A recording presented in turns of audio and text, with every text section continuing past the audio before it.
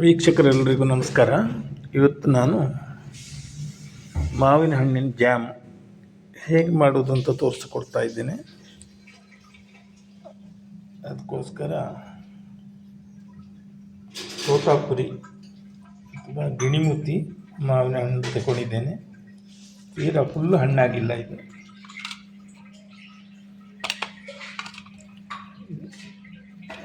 ನೋಡಿ, 3 ಹಣ್ಣು ತಗೊಂಡಿದ್ದೇನೆ, ಅರ್ಧ ಕೆ ಜಿ. ಇದರಿಂದ ಜಾಮ್ ಮಾಡ್ತಾ ಇದ್ದೇನೆ. ವೀಕ್ಷಕರೇ, ಮಾವಿನ ಹಣ್ಣನ್ನು ಸಣ್ಣದಾಗಿ ಹೆಚ್ಚಿಕೊಂಡಿದ್ದೇನೆ. ಅದನ್ನು ಬಾಣಲೆಗೆ ಹಾಕ್ತೇನೆ.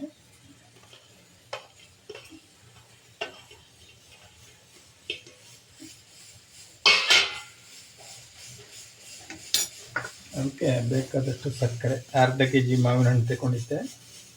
ತೋತಾಪುರಿ ಮಾವು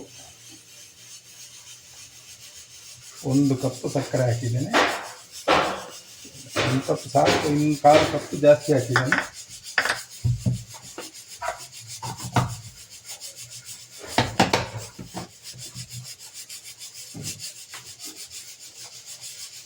ಇದಕ್ಕೆ ಬೇರೆ ಏನು ಬೇಡ, ಬರೀ ಮಾವಿನ ಹಣ್ಣು, ಸಕ್ಕರೆ 2 ಸಾಕು.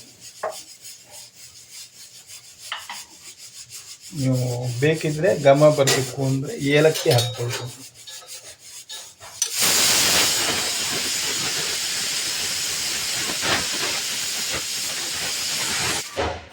ಇದು ಜಾಮನ್ ಮಾಡಿದರೆ ನಿಮಗೆ ಇಡ್ಲಿಗೆ, ದೋಸೆಗೆ, ಚಪಾತಿ, ಪೂರಿ ಯಾವುದಕ್ಕೆ ಬೇಕಾದ್ರೂ ಸೇರಿಸ್ಕೊಂಡು ತಿನ್ಬಹುದು. ಎಲ್ಲದಕ್ಕೂ ಚೆನ್ನಾಗಿರುತ್ತೆ, ಸಿಹಿ ಹುಳಿ ಹುಳಿಯಾಗಿ.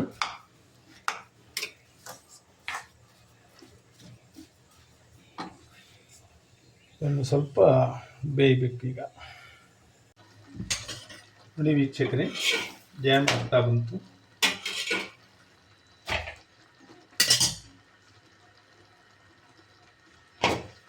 ಇದು ಮಾಡಿಟ್ಟು 1 ತಿಂಗಳು 2 ತಿಂಗಳಾದರೂ ಏನು ಹಾಳಾಗಲ್ಲ.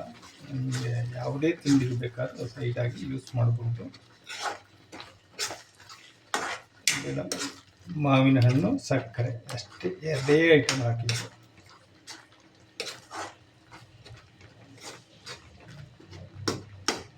ಬೇಕಾದ್ರೆ ನಿಮಗೆ ಪರಿಮಳಕ್ಕೆ ಏಲಕ್ಕಿ ಬೇಕಾದ್ರೆ ಹಾಕ್ಬೋದು.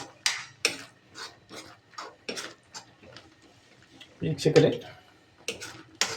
ತೋತಾಪುರಿ ಮಾವಿನ ಹಣ್ಣಿನ ಜಾಮ್ ನಿಮಗೆ ಇಷ್ಟವಾಗಿದ್ದರೆ ಸಬ್ಸ್ಕ್ರೈಬ್ ಮಾಡಿ, ಲೈಕ್ ಕೊಡಿ.